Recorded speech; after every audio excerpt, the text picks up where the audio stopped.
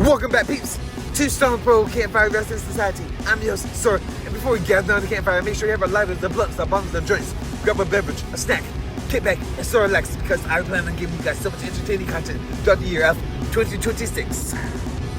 You guys already know Corey Graves was just for the part. My opinion, Corey Graves is kind of like the modern day Michael Cole. He actually put in some effort defending the theme of Stranger Things. He had the leather jacket, the Hellfire Club shirt. But then you look at Michael Cole, who's just in the same old suit and tie, not trying to make the night feel any more special. I'm actually glad that the women's tag team match is starting out the show, because that means I don't have to worry about giving my thoughts yet. Because I don't care. I'll say this though, Rhea is overrated. Io is boring. She can't speak English, so she can't entertain me.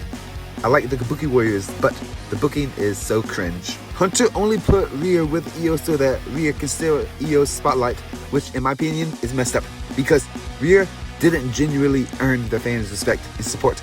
But if I'm not mistaken, I believe Rhea was getting booed before they teamed up. So the fans were obviously getting over Mommy, so why can't we just move on? Okay, so Rhea and Io won. They are your new women's tag team champions, and what a way to start a show. I mean, how else would you drive away a majority of the fan base? Not even an hour into the show, why would you open with a women's tag match? Boring. The Vandy had set up was pretty awesome though, but anything from the 70s up to the early 2000s, I'm there for. Gunther's in the ring. He's asking for respect whenever AJ Styles comes out. AJ Styles tries talking several times, but Gunther continuously cuts AJ off, saying how he's the best wrestler in this company, and that includes you, AJ. AJ then slaps Gunther.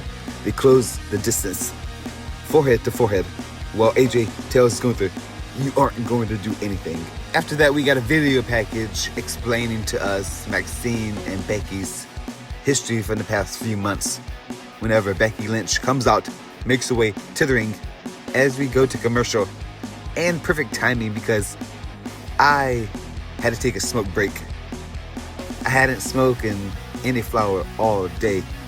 So as the commercials played, I proceeded to roll a blunt and smoked till I choked.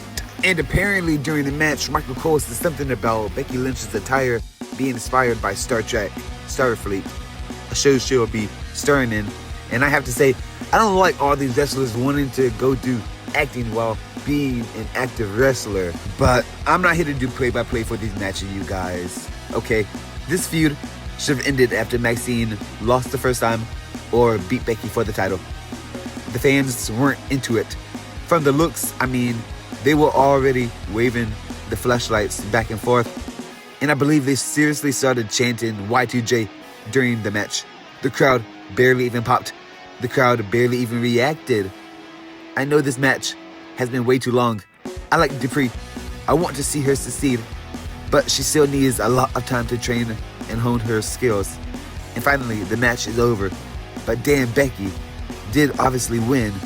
Maxine couldn't realistically beat Becky in a one-on-one. To be fair, Becky had to cheat here. She had her hand on the ropes, but still, a win is a win. Following that match, we got a teaser for Obafemi debuting on the main roster here soon. We then see Braun Breaker getting ready for his World Heavyweight Championship match in the main event.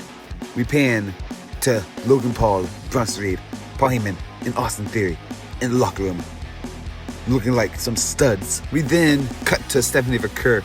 We see that she's injured, but commentary says something I zoned out, to be honest, so I don't know what we have coming next. Then we get a trailer for Unreal Season 2. Ugh, how dare they make this show? Why? And then the most overrated tag team of all time in WWE history, no, pro wrestling history, comes out from the crowd. I truly don't care, but the camera lingers on Jimmy. He didn't look too happy with the fact that he has to come up with his brother's theme song instead of the tag team theme. Maybe Jimmy just doesn't want to do this whole yeeting thing anymore, because I think he's starting to realize what we all know about him and his brother. They are jobbers. But for some reason, the crowd is really into the whole yeeting act. I can't stand it. It's annoying. It's aggravating. A waste of time.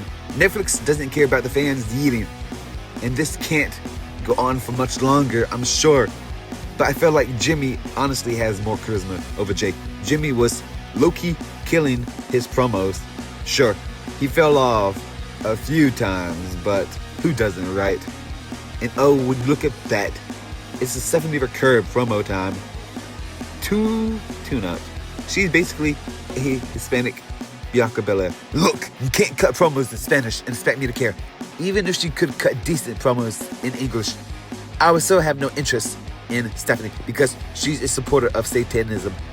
There are so many demonic references being portrayed by her. It's ridiculous. But as the interview or promo is coming to a close, Raquel Rodriguez attacks. She blindsides Stephanie. Hopefully, she injures Stephanie's leg even more to the point where Stephanie has to relinquish her title. After referees have helped Stephanie to the back, Raquel Rodriguez blindsides Stephanie once again. And this is how you progress a rivalry. This is how you build people. Could it be better? Obviously, but the idea is there, the structure is there, but the full execution wasn't executed the way it should have been. Sure, Stephanie has a big butt. That's not enough to get my attention. I have expectations. I have standards. We then cut backstage to Rey Mysterio talking with Dragon Lee. Dragon Lee walks out. Penta enters. Moving on. I don't care. I don't speak Spanish. I don't care for Lucha Libre. I don't care for the honor of Lucha Libre. Liv Morgan beat Lyra Valkyria. I don't care once again. That's the ongoing trend here on the show. Following his interview with Jackie Redden and CM Punk, he doesn't say anything new. This show has been absolutely awful so far from the start till now. When we return from the commercials, Byron Saxton is interviewing Logan Paul and Austin Theory. Theory says tonight isn't a breakout night. It's confirmation. Because when Braun Breaker becomes the new World Heavyweight Champion, something, I don't know. Then Logan takes the mic from Austin, who basically pretends to act like he believed in Braun Breaker from the beginning. To be honest, I actually felt passion from Logan here for the first time in the night, if I'm being honest. And finally, thank goodness we have the main event of the night, CM Punk versus Braun Breaker for the World Heavyweight Championship. Fast forward, Braun botches the Frankensteiner, landing on his head. Punk never left the top rope. Oof. But you already know Triple H couldn't help himself. He had to have a brawl. He had to have interferences tonight in the show because that's what we got. Division came out to help Braun Breaker, but it failed. Austin Theory curb stomped CM Punk, but then Rey Mysterio, Dragon Lee, Penta come out to stop Division. They drag them out. Then it's just Braun Breaker and CM Punk. And 1, 2, 3, we already know CM Punk won. To be honest, Braun Breaker should have never handed over the world title to Adam Pearce after he destroyed Seth Rollins on Raw following Crown Jewel. Sure, Braun wasn't the official champion, but he could have kept the belt hostage for months, demanding a championship match, or no one will see that belt again. That's how you make people fear someone.